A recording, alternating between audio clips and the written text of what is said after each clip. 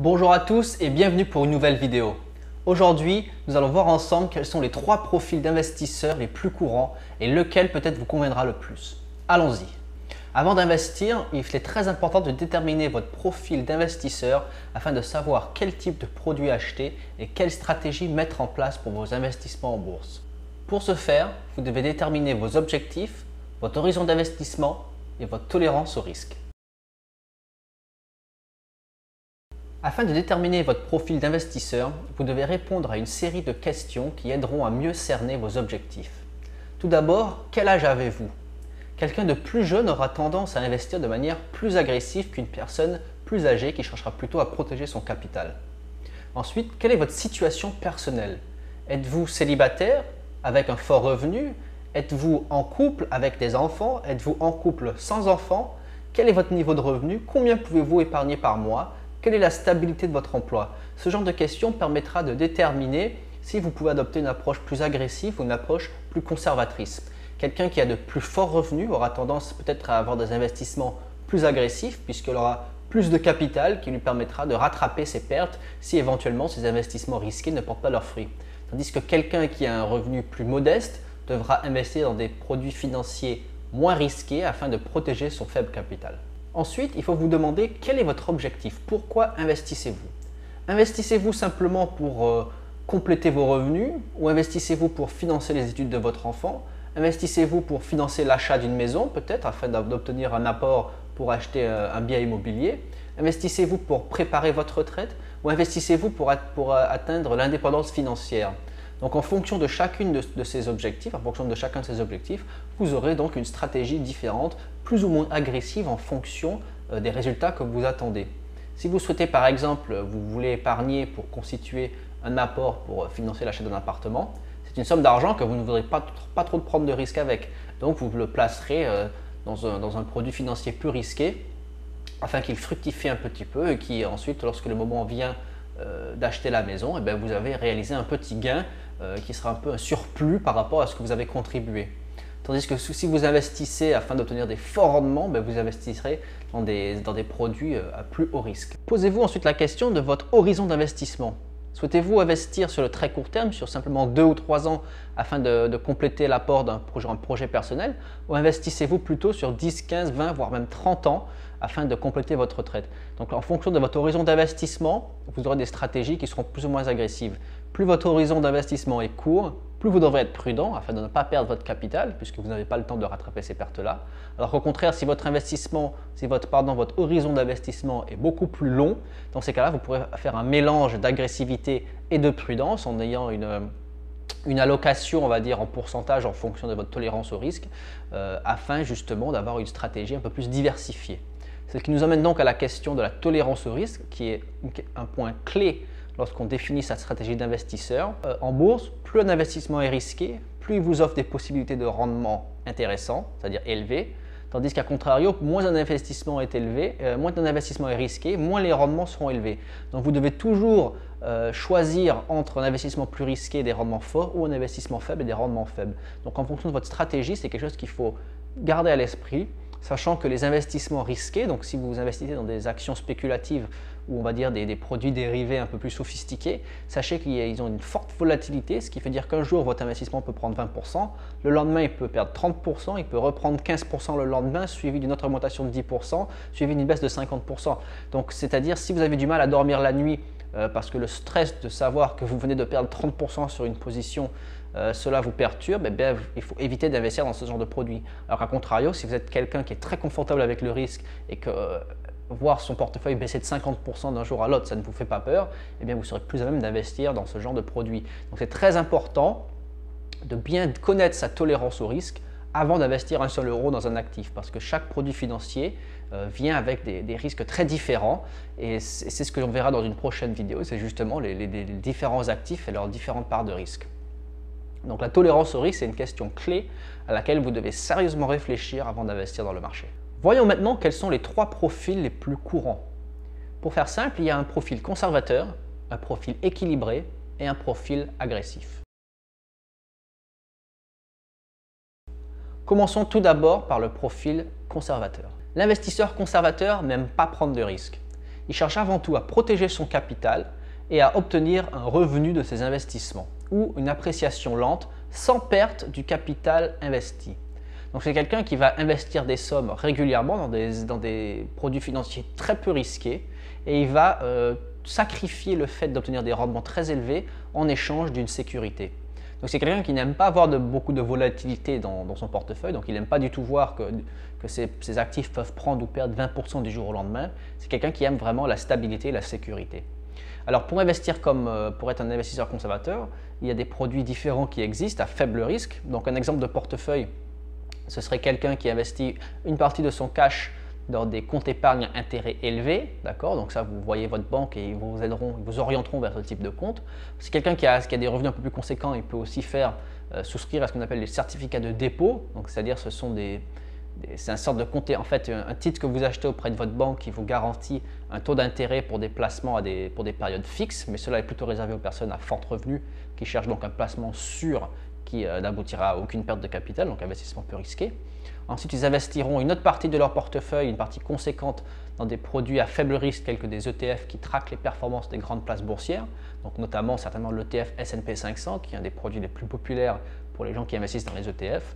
Et enfin, une autre part d'actions qui sera investie dans des actions qu'on appelle les compagnies blue chips. Donc ces compagnies, ce sont des très très grosses compagnies, le plus souvent des compagnies américaines qui ont des longues historiques de performance, comme par exemple une compagnie comme Coca-Cola, qui est un investissement assez sûr, on va dire, sur le très long terme, puisqu'au cours des 100 dernières années, c'est une compagnie qui n'a cessé de croître et de payer des dividendes régulièrement à ses actionnaires.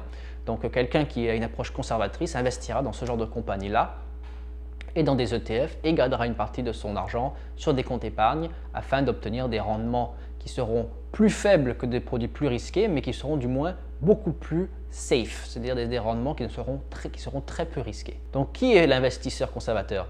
En général, il est conseillé aux débutants d'adopter cette approche ou aux gens qui souhaitent investir sans faire de gestion active de leur portefeuille, à devoir acheter et vendre des actions très souvent pour rééquilibrer leur portefeuille au cas où une des compagnies a des mauvaises performances. Donc en général, ce sont des gens qui vont ouvrir un contre-titre, ils vont investir dans certains produits, voire mettre des virements automatiques pour investir dans un ETF donné. Et ensuite, de temps en temps, ils vont jeter un coup d'œil à leur portefeuille s'il faut réinjecter des fonds. Mais ce sont des gens qui sont, on va dire, une approche ils sont plutôt détachés de leur portefeuille d'investissement et c'est ce qu'on appelle donc de l'investissement presque purement passif. D'accord? Donc c'est un profil pour les gens qui soit sont tout à fait débutants, qui ne connaissent pas très bien les marchés et qui veulent investir dans des produits à très faible risque, ou alors des gens qui n'aiment pas du tout la gestion active de leur portefeuille, qui préfèrent une gestion passive de leurs investissements dans des actifs qui sont peu risqués. Donc ça, c'est le profil de l'investisseur conservateur. J'ai oublié de dire que les personnes qui approchent l'âge de la retraite doivent aussi favoriser une approche conservatrice, puisque si vous atteignez les 60 ans et que vous prenez votre retraite dans les 5 prochaines années, vous n'êtes pas du tout à même de prendre des risques importants. Vous devez plutôt être dans une optique de protection de votre capital, d'essayer de vous protéger contre l'inflation, de tirer un revenu de vos investissements et surtout éviter les investissements trop agressifs, puisque il se peut très bien que cet investissement agressif ou risqué tourne pas dans votre faveur, que la compagnie sur laquelle vous avez parié elle a des contre-performances et le prix de celle-ci peut chuter et donc cela peut anéantir votre capital qui devrait justement servir à financer ou compléter votre retraite. Donc les gens à la retraite doivent avant tout s'orienter sur des produits à faible risque, donc notamment les ETF des grandes places boursières, des actions qu'on appelle Dividend Aristocrats, donc les aristocrates des dividendes, j'expliquerai ce que c'est plus tard dans une autre vidéo, ou les compagnies blue chip américaines, ou des comptes épargne à intérêt élevé, voire éventuellement des obligations si vous trouvez des bons taux, mais il s'avère qu'en ce moment les obligations d'État ont des taux très faibles, voire négatifs pour les pays d'Europe, donc c'est déconseillé de mettre son argent dans ces produits-là, mais les autres produits que j'ai mentionnés peuvent être des très bonnes options pour des gens qui approchent l'âge de la retraite et qui doivent aussi adopter une attitude plus conservatrice lorsqu'il en vient à leurs investissements. Le deuxième profil que nous allons voir, c'est l'investisseur équilibré. L'investisseur équilibré est quelqu'un qui coupe la poire en deux entre la tolérance au risque élevé et la recherche de rendements plus sécurisés. Donc l'investisseur équilibré, c'est quelqu'un qui va mettre une partie de son argent sur un compte épargne à intérêt élevé. Ensuite, il va mettre la majeure partie de son argent dans des ETF tels que l'ETF S&P 500 ou l'ETF Nasdaq ou des actions blue chip américaines qui payent des dividendes. Et ensuite, il va allouer une petite partie de son portefeuille à des actions individuelles qu'il aura analysées et qui pense que celles-ci vont lui générer un rendement intéressant à court ou moyen terme. Donc c'est quelqu'un qui va, pour la majeure partie de son portefeuille, faire une gestion passive, d'accord, avec les ETF, mais il aura une toute petite part de gestion active où il fera un peu d'achat-revente d'entreprise et c'est la partie de risque de son portefeuille. Donc, qui devrait être un investisseur équilibré? C'est la majorité des gens. Donc, ceux qui ont un petit peu d'expérience dans les marchés, qui commencent à comprendre un peu le mécanisme du marché et comment analyser une entreprise. Donc, ces gens-là pourront s'aventurer à acheter des actions individuelles qu'ils auront analysées eux-mêmes. Donc encore une fois, il faut quand même comprendre que l'achat d'actions individuelles est quand même toutefois risqué puisqu'il faut acheter et vendre au bon moment, ce qui est extrêmement difficile. Il faut faire preuve de patience puisque parfois une action ne se mettra pas à flamber avant un certain temps. Donc il faut quand même attendre que la stratégie porte ses fruits. Il ne faut jamais oublier que vous avez quand même une chance assez élevée que l'entreprise finalement échoue, qu'elle ne réponde pas aux promesses auxquelles vous avez cru et que le prix de l'action baisse de manière significative et que vous perdiez une partie de votre investissement, voire tout votre investissement dans certains cas. Donc il faut toujours garder à l'esprit que la tolérance au risque, ce n'est pas quelque chose à prendre à la légère et que les actions individuelles ou l'acheter des actions individuelles comportent une part de risque importante et c'est quelque chose qu'il faut garder à l'esprit. Donc l'investisseur lambda, j'ai envie de dire, dont moi aussi je fais partie, il faut allouer la majeure partie de votre argent à des produits dont les rendements sont un peu plus faibles, mais qui sont beaucoup plus sûrs à très long terme. Enfin, il y a l'investisseur agressif. Comme son nom l'indique, l'investisseur agressif est quelqu'un qui aime prendre des risques et avoir une gestion active de son portefeuille. Donc l'investisseur agressif, en général, est un investisseur sophistiqué qui a une grande expérience des marchés financiers, qui sait comment gérer son capital pour minimiser le risque qu'il va placer dans chaque position qu'il va prendre. Il a une grande discipline et une grande maîtrise de soi, puisqu'il ne va pas acheter de manière émotionnelle ou, on va dire, à fleur de peau. Donc c'est quelqu'un qui sait se contrôler ses émotions. C'est quelqu'un également qui sait un peu analyser, faire de l'analyse technique pour comprendre les graphiques, comprendre les tendances et savoir si justement une action est à la hausse ou à la baisse. Donc il connaît la volatilité. Il comprend très bien le volume, la psychologie de foule et il suit également l'actualité économique de très près pour savoir quels sont les catalyseurs qui vont faire exploser certaines actions. Donc c'est quelqu'un qui est très sophistiqué, il sait comment vendre à découvert, il connaît un peu le fonctionnement des options et des warrants, tous les produits à effet de levier, qui sont des produits qui peuvent aboutir à la perte de tout votre capital. Donc c'est quelqu'un qui aime prendre des risques, en général c'est quelqu'un qui a un peu plus de revenus que la moyenne, ou alors quelqu'un de très jeune qui a un revenu disponible, donc qui va servir à justement investir, et il va prendre des risques parce qu'il se dit qu'il a le temps devant lui de rattraper ses pertes et puis également il a peut-être un bon emploi avec un bon revenu qui lui permet d'avoir un coussin de sécurité au cas où ses investissements tournent mal. Donc l'investisseur agressif, gardez en tête que c'est quelqu'un d'expérimenté qui est en général un peu plus aisé que la moyenne de la population et qui aime le risque. Donc ce n'est pas quelqu'un qui va perdre du sommeil ou qui va ne pas pouvoir dormir la nuit parce que ses investissements sont en train de chuter. Donc gardez à l'esprit que l'investissement actif est quelque chose qui est réservé à une certaine classe d'investisseurs. Ce n'est pas tout le monde qui en est capable et c'est quelque chose auquel on y arrive petit à petit au cours de sa vie d'investisseur.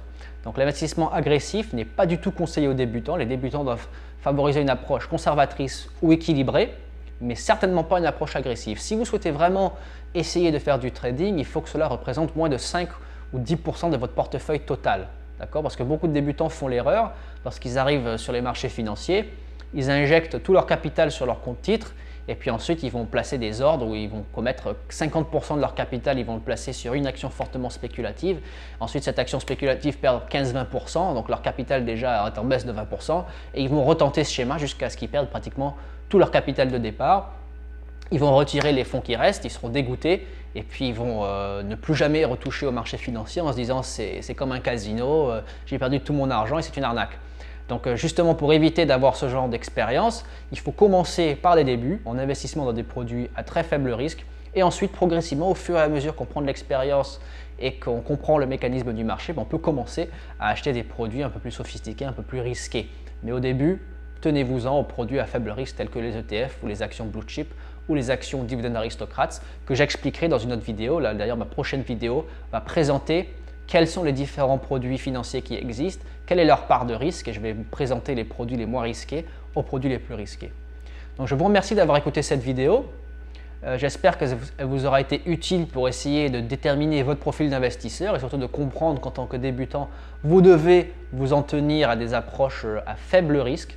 N'oubliez pas de laisser un like en dessous de cette vidéo pour m'aider à battre l'algorithme YouTube. Abonnez-vous à ma chaîne pour être notifié des futures publications. Laissez un commentaire afin de commencer une discussion. N'oubliez pas de consulter mon blog Liberté Finance, également mon blog en anglais startmoney.com. Dans la description de cette vidéo, vous trouverez le lien de cet article en français et également le lien de cet article en anglais et également le lien de la vidéo de cet article en anglais. Donc je vous laisse découvrir tout ça. Vous pouvez également vous abonner à ma newsletter sur mon site en anglais afin d'être notifié par email de toutes les futures publications qui seront postées. Et je vous remercie de suivre cette chaîne et je vous dis tous à très bientôt.